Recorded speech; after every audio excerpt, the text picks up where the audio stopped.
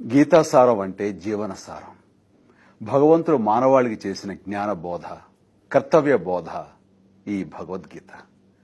భగవద్గీత అంటే మతం కాదు, జ్ఞానం. అది యుగాతీతం, మతాతీతం. మానవ ఇతిహాసంలో భగవద్గీత ఒక మహోన్నత ఘట్టం.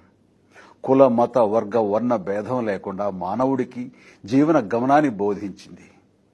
భగవద్గీతను చదివితే సరిపోదు, దాని అధ్యయనం చేయాలి.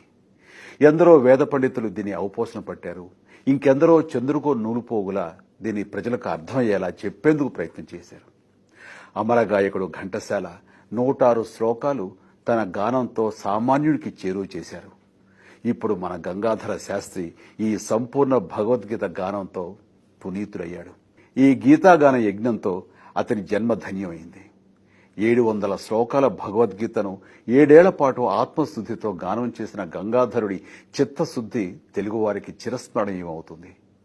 భారతదేశంలో ఏ గాయకుడు చేయని ఈ అపూర్వ ప్రయత్నానికి నా హృదయపూర్వక అభినందనలు.